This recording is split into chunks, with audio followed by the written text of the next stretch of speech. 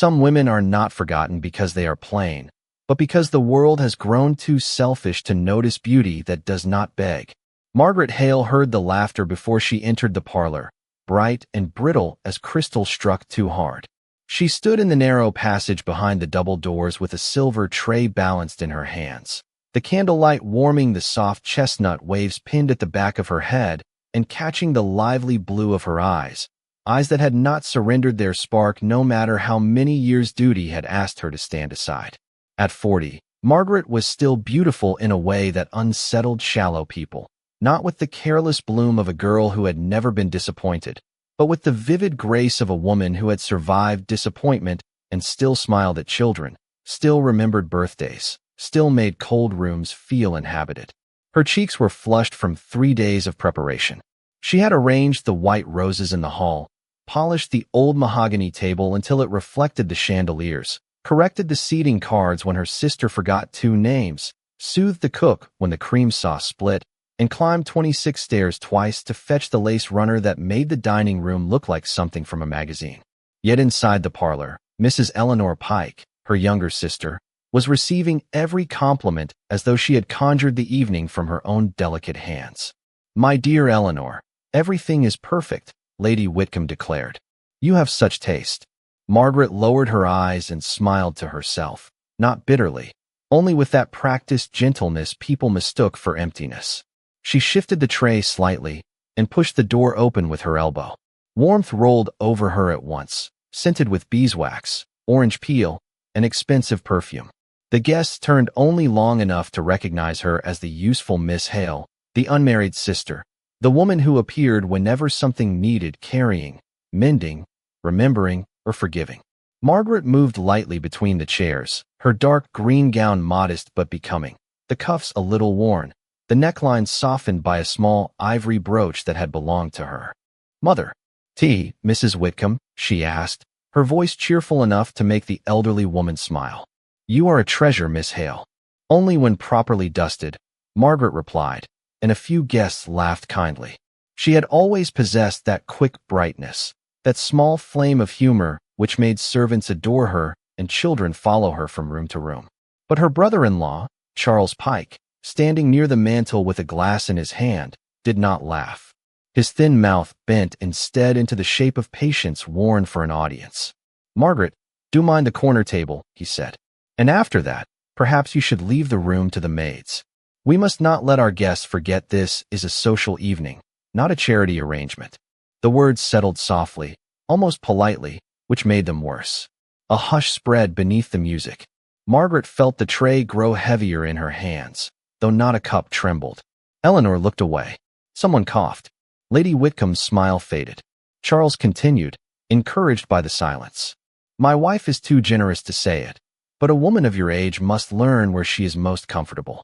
You have been very useful to the family, of course. No one denies that. But usefulness is not the same as distinction." Margaret's face remained calm. She had learned long ago that humiliation fed on visible wounds. So she gave them none. She placed the teapot down beside the sugar bowl, adjusted the little silver spoon so its handle faced outward, and lifted her chin with a brightness that broke no rules. "Then I am fortunate, Mr. Pike," she said gently. "That comfort has never been my highest ambition." A few eyes flickered toward her, startled by the quiet life in her voice. Charles's expression hardened, but before he could answer, the butler announced a late arrival from the doorway. His Grace, the Duke of Whitmore. The room changed at once. Backs straightened. Fans paused. Conversations tucked themselves into silence. Duke Alexander Whitmore entered without haste, tall, broad-shouldered, and severe in black evening dress, his silver-streaked dark hair catching the candlelight like frost on iron. He had the face of a man accustomed to obedience and tired of admiration. His gray eyes passed over jewels, silk, feathers, eager smiles, and practiced curtsies with the indifference of one who had seen every performance society could offer. Then his gaze stopped on Margaret, not on the tray, not on the worn cuffs, not on the age others had thrown at her like a verdict. He looked at the lively woman standing alone beside the tea table, beautiful in her composure, wounded in a manner she refused to display, and something in his expression altered almost too slightly to be seen. Margaret felt it anyway. For the first time that evening, someone was not looking through her to find what she could do. Someone was looking at her, as if she had arrived. The silence that followed Duke Alexander Whitmore's arrival was not the silence of peace, but of calculation. Every woman in the room measured the angle of his shoulders. Every man weighed the value of his attention, and every ambitious mother straightened as though a title had just stepped across the carpet in human form. Margaret Hale alone did not move. She stood beside the tea table with one hand resting lightly on the silver pot, her blue eyes steady, her lovely face composed beneath the warm candle glow. The flush in her cheeks had deepened, not from vanity, but from the effort of swallowing an insult without allowing it to poison the room she had worked so hard to make beautiful. Alexander saw that effort. He saw the careful lift of her chin, the brightness she had placed over pain like a shawl over thin shoulders, the small mark on her thumb where a sewing needle had pricked her earlier that afternoon. He saw the sort of dignity that could not be purchased, inherited, or taught in any finishing school in the country. "Your Grace," Eleanor Pike said, gliding forward with a smile polished for nobility. "What an honor. We had nearly feared the weather had delayed you." Outside, winter rain pressed softly against the tall windows, turning the darkness beyond them into a sheet of black glass. Alexander bowed, but his gaze returned to Margaret before courtesy required it. "The roads are merely wet," he said. "Not impassable." Charles Pike gave a smooth laugh. "Then, we are fortunate. My wife has prepared a charming evening." Margaret lowered her eyes, though the smallest spark of amusement touched her mouth. Alexander noticed that, too. "Has she?" he asked. The question was mild. Too mild. Charles blinked, uncertain whether he had been challenged. Eleanor moved quickly. Margaret assisted, of course. "She is very dependable in domestic matters." Dependable. The word landed like a folded sheet laid over a living thing. Margaret reached for a cup and poured tea for Lady Whitcomb, her hands graceful and steady. She had always been good with her hands. They had held fevered foreheads through long nights, tied ribbons in her sister's hair when their mother could no longer rise from bed, written household accounts by candlelight, kneaded bread when money was short, and once, long ago, folded a letter from a young man she had loved but could not follow. No one in that room knew the cost of those hands. Or if they knew, they had chosen to call it duty so they would not have to call it sacrifice. "Dependable," Alexander repeated quietly. "A rare virtue." Charles smiled, relieved by what he mistook for agreement. "Indeed, though one must admit some virtues are more useful than ornamental." A few guests shifted. Margaret felt the old sting return, familiar as a winter draft beneath a closed door. She gave Lady Whitcomb her tea and turned slightly, intending to leave before her presence became another object passed around for amusement. She had taken only one step when Alexander spoke again. "Miss Hale." Her name and his voice stopped her more completely than a hand could have done. Margaret turned. "Your Grace, would you be kind enough to tell me which flowers are in the hall arrangement?" The question startled everyone. Eleanor's smile faltered. Margaret glanced toward the open doorway, where white roses, cedar, and winter berries stood in a tall porcelain vase beneath the portrait of Eleanor's late father. "White garden roses, cedar, and holly berries, Your Grace," she said, "with a little rosemary beneath the stems." "Rosemary," he said, "for remembrance." Margaret's eyes met his. For one breath, the laughter, the silk, the perfume, and the watching faces faded into something quieter. "Yes," she replied. "Some houses need reminding of what they owe." Lady Whitcomb lowered her cup very slowly. Charles's face tightened. Eleanor looked at Margaret with sudden alarm, as if her sister had stepped out of a shadow without permission. Alexander's mouth did not smile, but something warmer moved through his eyes. "A thoughtful choice." Charles cleared his throat. "Miss Hale has always had a sentimental turn. It keeps her occupied." This time, Margaret could not stop the color from leaving her face.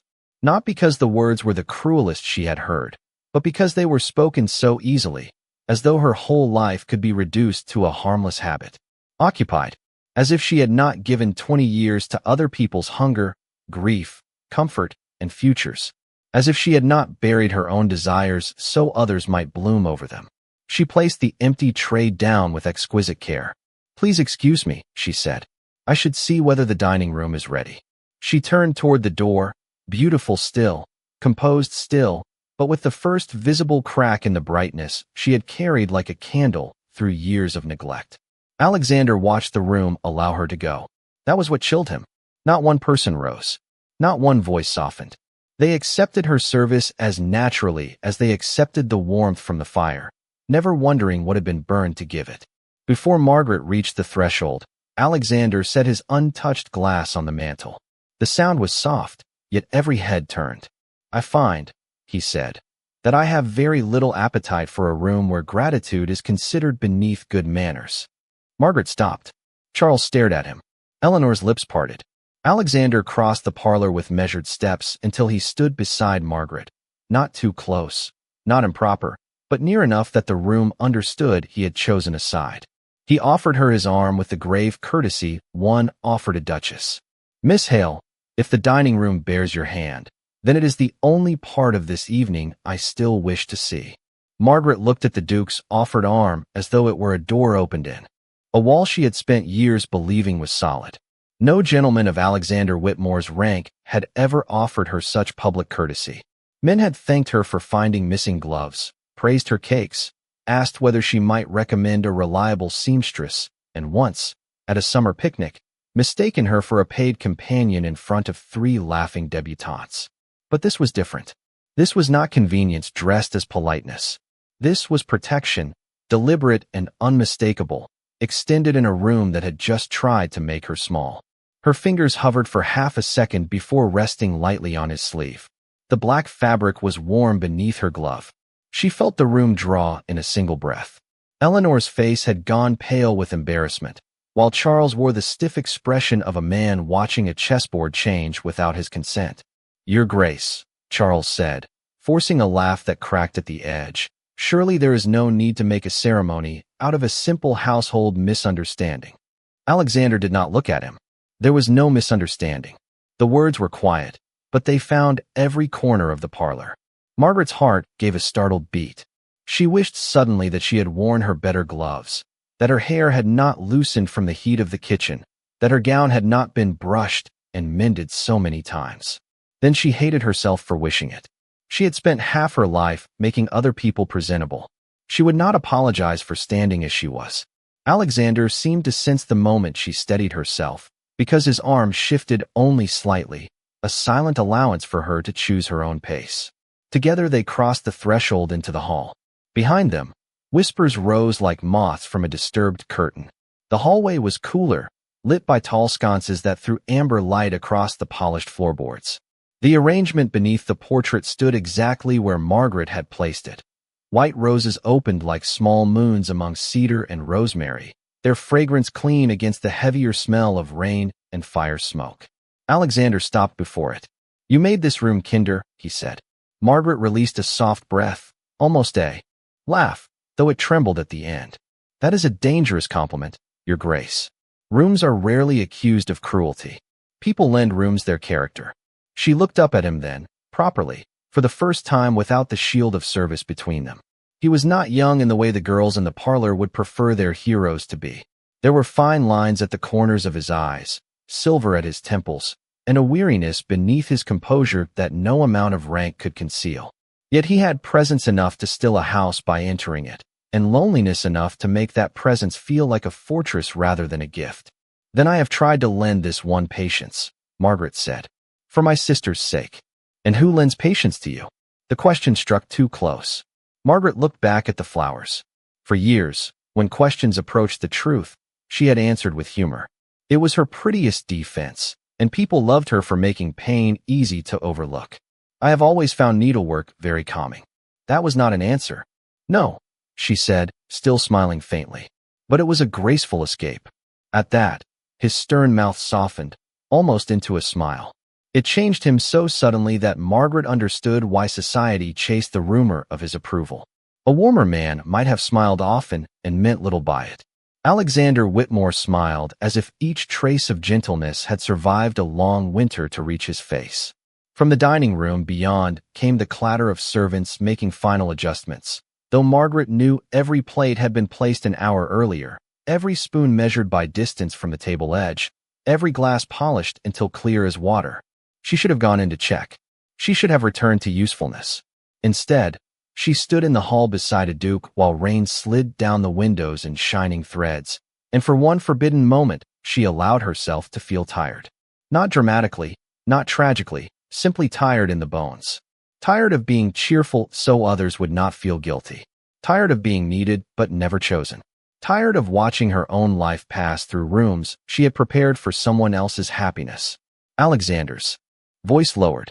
Miss Hale, forgive the impertinence, but has your family thank you tonight? Margaret's smile did not disappear. That would have revealed too much. It only became smaller. Families often assume gratitude. It saves time. It costs more than time. She turned her head sharply, surprised by the quiet anger in his voice.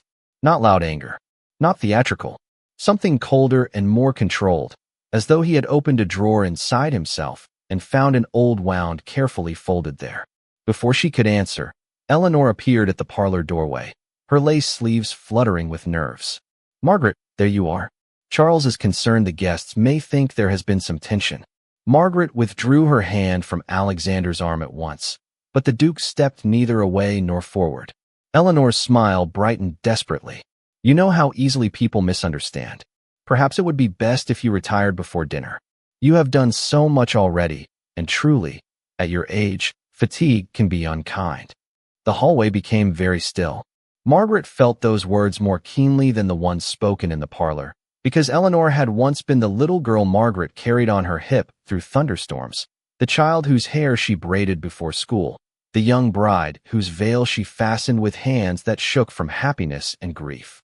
She had given Eleanor everything she could spare and much she could not.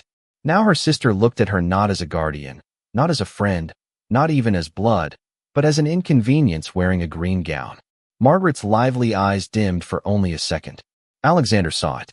He saw the candle flicker, and in that second, his decision became something harder than courtesy. Alexander did not answer Eleanor at once. He let her words remain in the hallway long enough for their shape to become clear, long enough for even Eleanor to hear the smallness of them. Margaret kept her face composed, but her fingers had curled lightly around the fold of her skirt, the only betrayal of feeling she allowed herself. The rosemary in the hall arrangement seemed suddenly sharper in the air, clean and sorrowful, like memory itself. Beyond the parlor doors, the guests had gone quiet again. They were listening. Of course they were listening. Society loved nothing more than a wound dressed in good manners. Eleanor's smile fluttered. I only meant that Margaret has worked so hard. She should rest. How considerate, Alexander said. His voice was smooth enough to pass for courtesy, but Margaret felt the frost beneath it. Eleanor brightened, mistaking tone for agreement. Exactly. She never knows when to stop. We are forever telling her not to overdo things. Margaret opened her mouth to save her sister from herself, because old habits of protection are not easily broken, even when the person protected has become unkind. But Alexander spoke first. Perhaps she never stops because everyone around her has learned to let her carry what they refuse to hold. Eleanor's face changed. Color rose and vanished in quick succession. Your Grace, I am certain you do not understand our family arrangements. On the contrary, Alexander replied. I believe I understand them rather well. Margaret turned toward him, alarmed by the finality in his voice. He did not look at her yet. His gaze remained on Eleanor, steady and without ornament. Miss Hale prepared your evening, preserved your dignity, received your guests, corrected your oversights, and endured your husband's discourtesy without disturbing the comfort of a single person in that room. And your answer is to send her away before dinner, so no one must be troubled by the sight of the woman whose labor made the evening possible.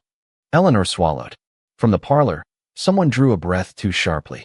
Margaret felt heat rush to her cheeks, not from shame now, but from being defended so accurately that there was nowhere to hide. It was a strange thing to be seen. Stranger still to be seen kindly. Please, she said softly. There is no need. Alexander looked at her then, and the severity in his face gentled at once. There is every need, Miss Hale. Only no one has taken it seriously before. The words touched something in her that had been folded away for years. Not hope. Hope was too young, too reckless. This was something quieter, a recognition that entered like candlelight under a closed door. Charles appeared behind Eleanor, his jaw tight, his evening coat buttoned with military precision, though he had never served anything but his own comfort. "Your Grace," he said, "I must protest. You are a guest in my house." Alexander turned slightly. The movement was small, but the entire hallway seemed to rearrange around him. "Then behave as a host worthy of being visited." Charles stiffened. "You insult me." "No," Alexander said. "I have been restrained." Margaret's eyes widened. For one dangerous second, her natural liveliness nearly overcame her distress, and she almost laughed. It rose in her like a bird startled from snow. She pressed her lips together, but Alexander saw the glimmer, and, impossibly, his own mouth softened again. Charles saw it too, and it angered him more than any formal rebuke could have done. "Margaret," he said sharply, "go upstairs." The command was not loud, yet it carried the weight of years. Margaret had obeyed that tone in many forms, from tired doctors, from anxious creditors, from relatives who mistook her generosity for permission. Her body almost moved before her spirit caught up. Almost. Then Alexander's hand lifted, not touching her, only stopping the air between command and obedience. "Miss Hale is not a servant in this house," Eleanor whispered. "She is family. Then I recommend you begin treating her as such." The silence that followed was immense. Rain tapped against the windows. A log settled in the parlor fire with a soft sigh. Margaret stood beneath the portrait of her father, the man who had once called her his bright girl, his brave girl, before illness and debt and death rearranged her life into an endless list of duties. She wondered what he would think if he could see her now, a grown woman in a mended green gown, being defended by a duke because her own family had forgotten how. Alexander offered his arm again. This time, he did not do it for the room. He did it for her. "Miss Hale," he said, "would you allow me the honor of escorting you to dinner?" Eleanor made a faint sound. Charles looked as though every candle in the house had been lit at his expense. Margaret stared at the Duke's arm, then at the dining room doors beyond him. She thought of the table she had set, the flowers she had chosen, the place card she had written in her careful hand. There would be one empty chair near the end, the one always assigned to her when convenience required her presence, but status denied her importance. Slowly, with a grace that was no longer apologetic, Margaret placed her hand upon Alexander's sleeve. "Thank you, Your Grace," she said, her voice clear enough for the parlor to hear. "I find I am not tired after all." And together they walked toward the dining room, leaving behind a hallway full of people who had mistaken patience for weakness and were only beginning to understand the difference. The dining room received them in a hush so complete that even the silver seemed to hold its shine more carefully. Margaret felt every gaze turn as she entered on Duke Alexander Whitmore's arm, yet the familiar panic did not rise. Perhaps it was because his presence beside her was steady as stone. Perhaps it was because the room she had prepared now seemed, for the first time, to belong partly to her. The long table glowed beneath the chandeliers, white roses and rosemary trailing between crystal glasses, candles burning in even rows like small golden sentinels. She saw the place cards in her own handwriting, the folded napkins she had taught the younger maid to shape, the porcelain dishes brought down from Eleanor's cabinet because Margaret had remembered which pattern had belonged to their grandmother. Everything bore the trace of her care. Everything had been praised until she appeared to claim it. Charles moved quickly to the head of the table, trying to gather authority back into his hands. "Of course," he said with a tight smile, "we are all delighted that Miss Hale will join us. Margaret, your usual seat is just there." He gestured toward the far end, near the sideboard, where a chair had been placed half a foot too close to the wall, convenient for rising whenever anyone required something. Margaret looked at it, and the old reflex stirred. She had sat in such chairs all her life, close enough to serve, far enough to be forgotten. Alexander looked at the chair as well. Then he looked at Charles. No one word. Soft. Final. The guests froze. Eleanor's hand tightened around the back of her chair. "Your Grace," Charles said, "Miss Hale will sit beside me." The statement traveled down the table like flame along a wick. Lady Whitcomb lowered herself slowly into her seat, watching Margaret with eyes that had grown unexpectedly moist. A young widow near the window pressed her lips together as if fighting a smile. Charles had no choice but to adjust the arrangement. Rank, that old tyrant of society, had turned against him. A footman hurried forward, and within moments Margaret found herself seated at Alexander's right hand, where Eleanor had intended to place the wealthiest young heiress in attendance. Margaret rested her gloved hands in her lap, feeling both exposed and oddly calm. Alexander took his seat beside her as though nothing unusual had happened, though everyone knew something had. The first course was served, a delicate leek soup Margaret had chosen because Eleanor disliked heavy starters, and Charles complained when dinner began too plainly. For several minutes, conversation limped along in careful fragments. Weather, roads, the governor's winter reception in Albany, a charity concert in Boston that half the room pretended to support. Margaret answered only when spoken to, and when she did, her voice carried its usual warmth, its lively intelligence, its gentle wit that had so often been dismissed because it came without arrogance. Alexander listened, not politely, not absently, but as though each word deserved a place at the table. When Lady Whitcomb mentioned the difficulty of staffing her household through the winter, Margaret offered a practical suggestion about rotating duties so kitchen maids were not sent outdoors after dark without proper coats. "How sensible," Lady Whitcomb said. "I never considered that." "Miss Hale considers what others overlook," Alexander said. Margaret turned toward him quickly. The candlelight showed the faintest color in her cheeks. "Your Grace gives me too much credit." "I doubt that." The reply was simple, and for reasons she could not explain, it unsettled her more than praise. Across the table, Eleanor watched them with a confusion that slowly soured into resentment. She had expected Margaret to shrink back into usefulness after the first embarrassment passed. Instead, her sister seemed to glow quietly beneath attention, not vainly, but naturally, like a lamp finally brought out from behind a screen. Margaret laughed once when Lady Whitcomb told a story about a runaway parrot at a Newport luncheon, and the sound changed the room.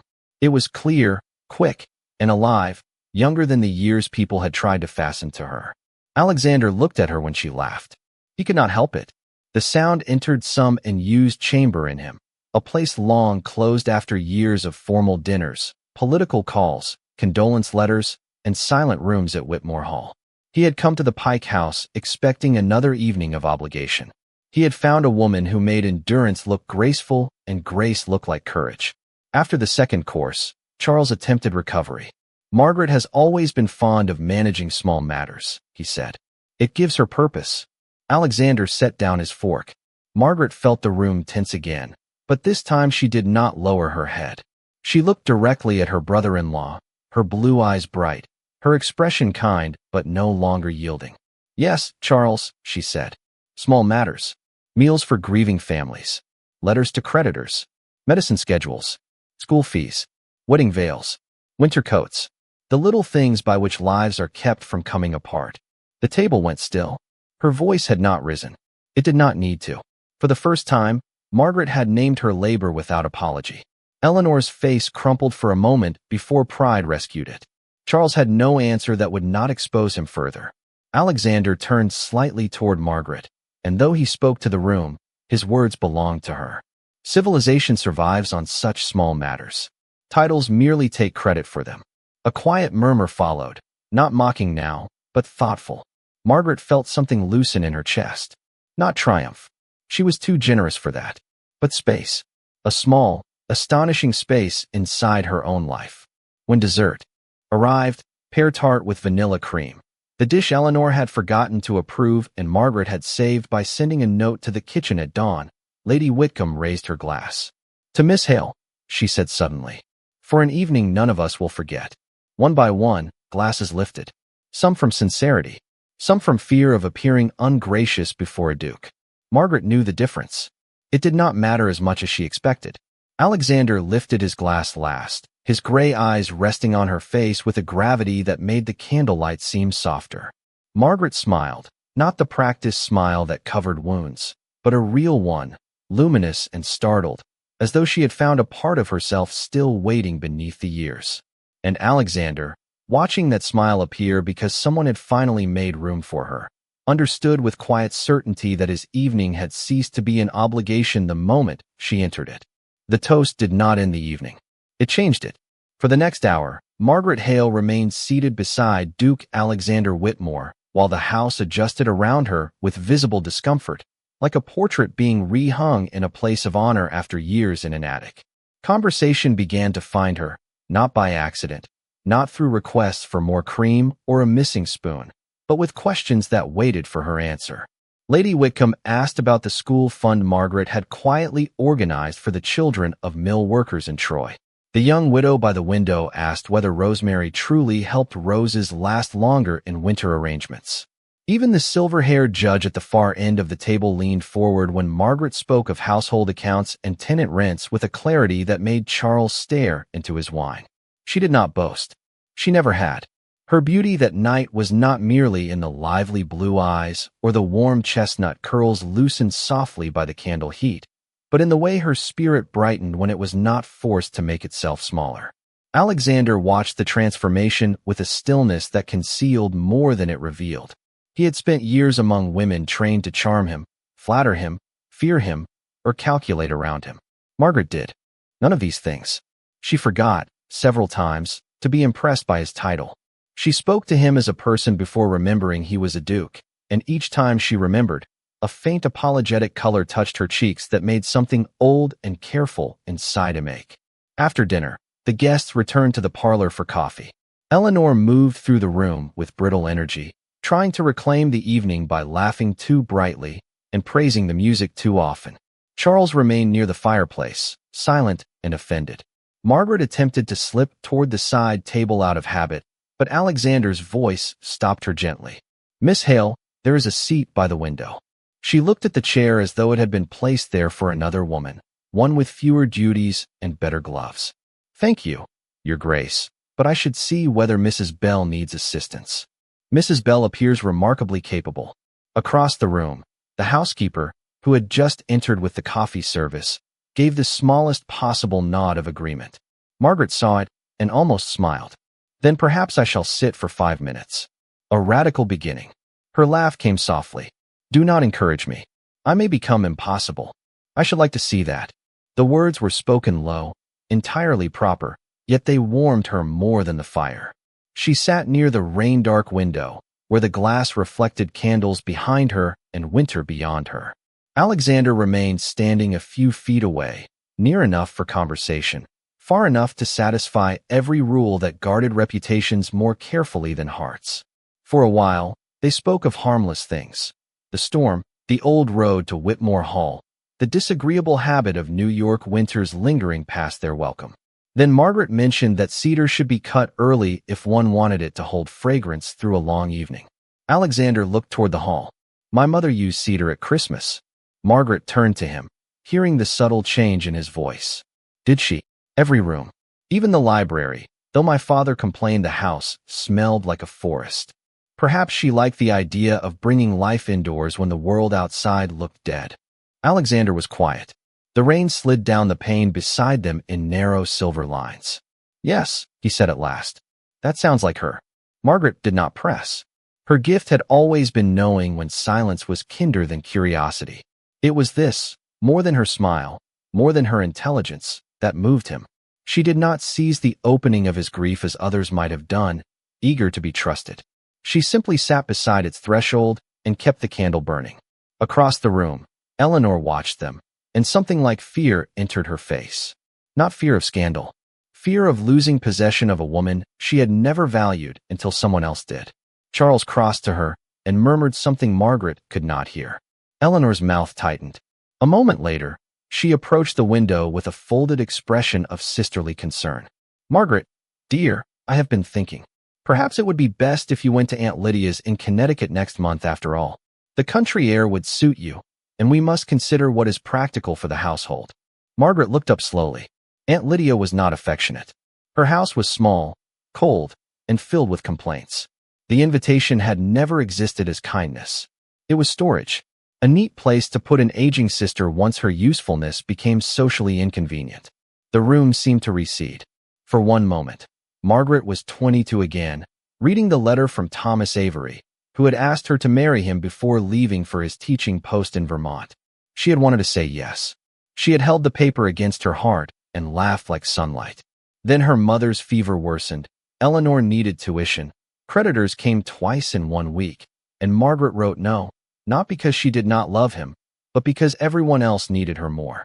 Thomas died 3 years later from illness during a harsh winter, and Margaret folded his last unopened letter into her Bible because grief had to wait behind chores. Now, at 40, her family was asking her to disappear neatly once more. Alexander saw the memory pass across her face, though he did not know its name. He saw the brightness dim, not dramatically, but like a lamp lowered behind glass. "Connecticut," he said. Eleanor turned, startled. "Yes, Your Grace." A quiet arrangement. Margaret has always preferred usefulness to excitement. Margaret stood before she knew she meant to. Her voice, when it came, was gentle but clear. "No, Eleanor. I did not prefer it. I chose it because someone had to." The words were not loud, yet they seemed to alter the air. Eleanor stared at her. Charles stiffened by the mantel. Margaret's hands trembled once, then steadied at her sides. "I loved you. I loved Mother. I love this family. But love should not require a woman to vanish completely." Alexander looked at her then with an expression no one in the room could easily name. It was respect, yes, but also recognition. As if he had watched a door open inside a house thought abandoned and found, beyond it, a room still full of light. Margaret's words did not shatter the parlor. They did something quieter and more dangerous. They made everyone inside it remember. Eleanor remembered a winter morning years ago when Margaret had sold her mother's pearl earrings so Eleanor could remain at school without shame. Charles remembered, though he tried not to, the first year of his marriage, when Margaret had balanced his household accounts and discovered debts he had hidden from his bride. Lady Whitcomb remembered arriving once with a charity committee and finding Margaret in the kitchen, sleeves rolled to the elbow, laughing with 2 orphan girls while teaching them how to make biscuits from almost nothing. Memory moved through the room like a draft beneath a door, touching ankles, lifting curtains, disturbing dust. Eleanor's eyes glistened, but pride held her still. "You make it sound as though we forced you," she whispered. Margaret's face softened at the pain in her sister's voice, because tenderness had not left her simply because she had found courage. "No," she said. "That is what made it so difficult. I loved you enough to offer, and everyone loved comfort enough to accept." No one spoke. Outside, rain had thinned to a mist that blurred the glass and turned the garden lamps into golden halos. Alexander stood near the window, his hands clasped behind his back, his expression controlled, but his silence was not absence. It was guard and witness both. Margaret felt it beside her like the warmth of a hearth she had not earned but was permitted to approach. Charles broke first. "This has become unnecessarily sentimental," he said. "Margaret, you are overwrought. We can discuss arrangements tomorrow." The old word almost worked. Overwrought. A neat label men often placed over women's truths when those truths inconvenienced them. Margaret inhaled slowly. "No, Charles. We will not discuss where to put me as though I were a chair that no longer suits the room." A few guests looked down at their cups. Lady Whitcomb's mouth trembled with approval. Alexander turned his head slightly, and for the first time that evening, the Duke of Whitmore looked not merely interested, but moved. Margaret's lively blue eyes shone, not with tears alone, but with a brightness that had outlived insult, disappointment, and delay. She was beautiful then in the fullest sense, not decorated, not displayed, but alive. Eleanor pressed a handkerchief to her lips. "Where would you go?" she asked, and beneath the question was another, smaller one. "Who will we be if you stop holding us together?" Margaret heard both. "I do not know yet." The honesty frightened her more than any insult had. For 20 years, every hour of her life had been claimed before she woke. Medicines, meals, letters, errands, accounts, birthdays, condolences, repairs. Now freedom stood before her, not like a ballroom, but like a dark road with no carriage waiting. Alexander stepped forward. "I may have an answer, if Miss Hale will permit me to offer it." Every face turned. Margaret's heart gave a sharp, unsteady beat. "Your Grace, my aunt, Lady Beatrice Whitmore, is recovering from a long illness at Whitmore Hall. She is stubborn, highly intelligent, and has dismissed 3 companions in 6 months for excessive cheerfulness, insufficient reading taste, and one unforgivable incident involving watered coffee." Despite herself, Margaret laughed. The sound was small but real, and it eased the room by 1 degree. "She sounds formidable." "She is." She would benefit from a companion who possesses judgment, humor, and the rare ability to make a house kinder without making its inhabitants feel managed. His gaze rested on her. The position would be paid, private, and entirely respectable. You would have your own rooms, your own salary, and your own choice to leave should it displease you. Own rooms, own salary, own choice. The words came to Margaret like a language she had once known as a girl and forgotten through disuse. Eleanor looked sharply between them. At Whitmore Hall. Yes, Alexander said. Charles gave a strained laugh. A duke's household is hardly an appropriate refuge for a woman in Margaret's position. Alexander's eyes cooled. A woman in Miss Hale's position requires respect.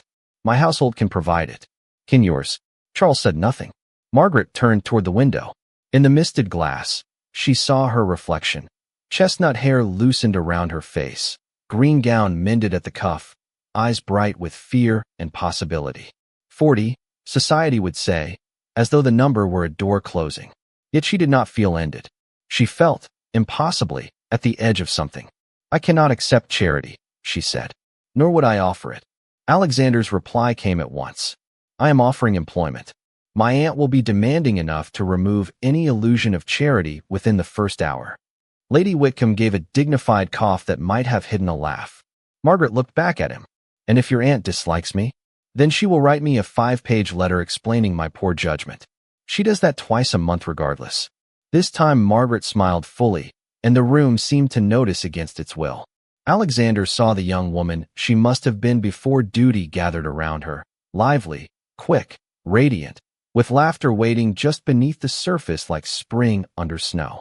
He wondered who had first convinced such a woman that being needed was the same as being cherished. He wondered, with a cold inward anger, how long she had believed it. Eleanor took a step toward her. Margaret, please. You cannot simply leave with strangers. Margaret's expression softened again. No, I will not leave tonight.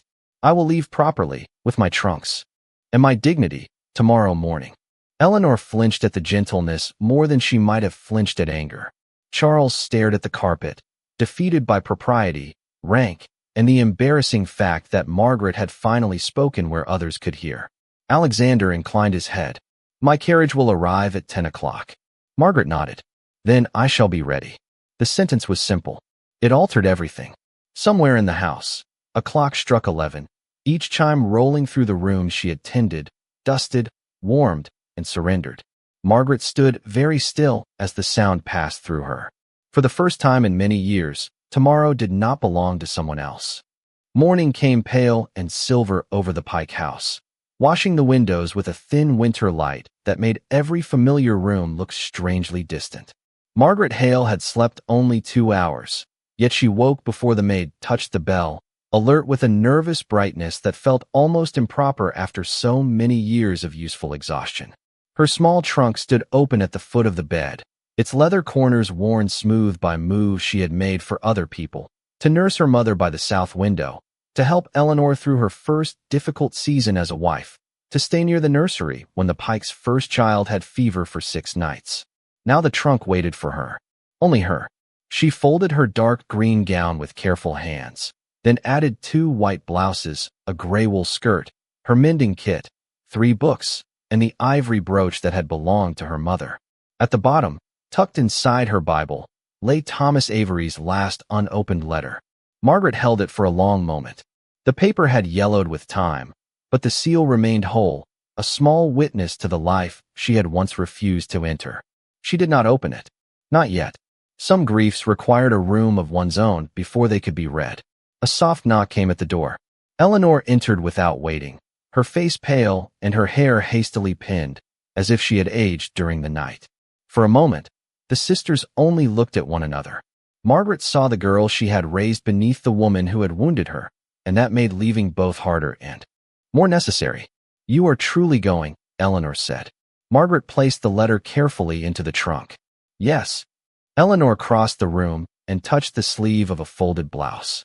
I did not understand how much you had given up. Margaret smiled faintly, still lovely despite the shadows beneath her eyes, still lively in that brave way that made sorrow unable to claim all of her. Perhaps I did not understand either. Giving became easier than asking. Eleanor's mouth trembled. I was selfish. Yes, Margaret said gently. The honesty made Eleanor flinch, but Margaret took her hand before pain could turn into pride. And I allowed it because I loved you. We both must answer for that in our own ways. Tears gathered in Eleanor's eyes, but Margaret did not let the moment become an apology large enough to chain her. She kissed her sister's cheek, closed the trunk, and rang for a footman. At 10 o'clock precisely, Duke Alexander Whitmore's carriage drew up before the house, black and polished, the horses stamping softly in the damp road. Charles remained in his study behind a closed door, a cowardice dressed as dignity. The servants lined the hall without instruction. Mrs. Bell pressed a packet of warm biscuits into Margaret's hand and turned away quickly, pretending to inspect the umbrella stand. Lady Whitcomb's note had arrived with the Morning Post, written in a firm hand. My dear Miss Hale, may the next house deserve you sooner than this one did. Margaret carried those words inside her as she stepped onto the front walk. The air smelled of rain-soaked stone and cedar. Alexander stood beside the carriage, hat in hand, not impatient, not possessive, simply present. His gray eyes moved over her face with quiet attention. Good morning, Miss Hale. Good morning, Your Grace. Are you ready? Margaret looked back once at the house where she had spent her youth being indispensable and invisible. In the upstairs window, Eleanor stood with one hand against the glass. Margaret lifted her gloved fingers in farewell. Then she turned toward the carriage. I believe I am. Alexander offered his hand to help her up. His touch was brief, gloved, proper, yet something in the steadiness of it made her breath catch. For once, assistance did not feel like a debt. It felt like respect. The carriage began to move, wheels whispering over the wet road, and the Pike house receded behind bare trees and morning mist. Margaret sat straight, her trunk secured across from her, the packet of biscuits on her lap, her heart beating with an uncertainty so vast it almost resembled joy. Alexander sat opposite, allowing silence to settle rather than filling it with command. After nearly a mile, he said, My aunt will pretend not to like you. Margaret turned from the window, startled into a laugh. That seems a very specific warning. She considers immediate approval a weakness of character. Then I shall endeavor to disappoint her slowly. Alexander's eyes warmed. I suspect you will fail. The road curved north, away from the river towns, and toward the wooded rise where Whitmore Hall waited. Margaret watched the landscape open, brown fields silvered with frost, stone walls running like old memories along the road, farmhouses sending pale smoke into the morning. Each mile carried her farther from duty as others had defined it, yet not toward idleness. She did not want idleness. She wanted a life in which care was not mistaken for permission to disappear. Across from her, Alexander watched the first unguarded expression settle on her face. Wonder, fear, and a small delighted curiosity she had probably denied herself for decades. He felt then, with a force that startled him, that he had not rescued her. Not truly. He had merely opened a gate. Margaret Hale was walking through it by her own strength. When Whitmore Hall finally appeared beyond the trees, vast and gray against the winter sky, Margaret leaned slightly toward the window. The house was imposing, but not lifeless. Ivy climbed the stone. Smoke rose from 6 chimneys. Somewhere near the entrance, a gardener had placed pots of winter jasmine against the steps, stubborn yellow flowers brightening the cold. It is beautiful, she said softly. Alexander looked not at the house, but at her. It has been waiting, he said. Margaret did not ask for what. The answer moved between them with a hush of carriage wheels, too fragile to name and too strong to deny. Lady Beatrice Whitmore disliked Margaret Hale within the first 5 minutes, or at least she announced that she did. She sat in a high-backed chair near the morning room fire, wrapped in a blue shawl, silver hair pinned with severe precision, and regarded Margaret over the rim of her spectacles as though inspecting a book delivered in the wrong edition. You are too pretty to be practical, she declared. Margaret, who had just crossed 200 miles of uncertainty in the space of a morning and still carried rain on the hem of her skirt, blinked once, then smiled. That is unfortunate, my lady. I have been practical for nearly 20 years. It would be inconvenient to discover I have done it incorrectly. Alexander, standing near the mantel, looked down to hide the almost smile that touched his mouth. Lady Beatrice narrowed her eyes. Humor. Dangerous. Only before breakfast, Margaret replied. After tea, I am nearly harmless. The old woman stared at her for a long moment, then gave a short sound that might have been a cough or the smallest surrender. She may stay, she said to Alexander, as though Margaret were a weather condition he had brought indoors. Whitmore Hall did not change all at once. Houses, like hearts, resist resurrection when they have grown accustomed to dimness. But within a week, curtains long kept half-drawn were opened to the winter light. Within 2, the library fire burned every afternoon because Margaret discovered Lady Beatrice read longer when the room was warm. Within 3, the servants ceased whispering about the Duke's moods and began whispering instead about Miss Hale's laugh, which had startled the footman in the west corridor and made the scullery maid drop a spoon into the wash basin. Margaret did not try to rule the house. She listened to it. She learned which stair creaked in damp weather, which maid sent money home to a widowed mother in Maine, which portraits Alexander avoided, and which rose bushes near the south wall had been planted by his mother before the final illness that carried her away. She made space wherever she went, not by shrinking, but by arranging the world so others could breathe. Alexander watched, at first from a distance, then from nearer places. He found reasons to enter the morning room. He asked whether Lady Beatrice required more books, though his aunt had never lacked opinions or reading material. He walked with Margaret through the conservatory one snowy afternoon, while the glass roof held the white sky above them like a frozen sea. "You have improved the house," he said. Margaret touched the leaf of a potted lemon tree, her gloved finger gentle against the green. "No, I think the house was waiting for permission." "From whom?" "From whoever stopped believing it had to remain sad." He was silent so long that she looked at him. In that pale light, the Duke's sternness seemed less like coldness and more like armor kept polished out of habit. "My mother died in this house," he said. "My wife died in Boston, but grief followed me back here and behaved as if it owned every room." Margaret's expression softened. Grief is a poor house guest. It never knows when to leave. The quiet kindness of the sentence undid him more than pity could have done. He turned toward the snowy glass, jaw tightening, and Margaret did not reach for him. She did something better. She remained. Spring came late that year, reluctantly at first, then all at once. By April, yellow jasmine climbed the front steps, and Whitmore Hall, once spoken of as a mausoleum with chimneys, became known for music on Thursday evenings and generous dinners where no guest was allowed to ignore the person seated beside them. Lady Beatrice claimed Margaret had ruined the household by making everyone cheerful, yet refused to drink tea unless Margaret poured it. Alexander no longer watched from doorways. He walked beside her openly, in gardens, in corridors, through rooms that had learned the sound of both their voices. Then came Eleanor's letter. It was written with care, regret folded into every line. Charles had taken ill from worry over his investments. The household was disordered, and would Margaret consider returning for a short time, just until things improved? Margaret read it twice in the library, the old pull of duty tightening. Around her ribs, Alexander stood across from her, saying nothing. He had learned that love, if it was worthy, did not command. "They need me," she said softly. "Yes," he replied. "But need is not the same as claim." Margaret closed her eyes. When she opened them, they were bright with tears she did not shed. "I do love them. I know. And I cannot spend the rest of my life proving it by leaving myself behind." The words trembled, then stood. Alexander crossed the room slowly and placed a small velvet box on the table between them. He did not kneel dramatically. He did not perform for portraits or servants or society. He simply looked at her as if the answer mattered more than his pride. "Margaret Hale, you have spent your life making room for others. I am asking whether you will allow me to spend mine making room for you.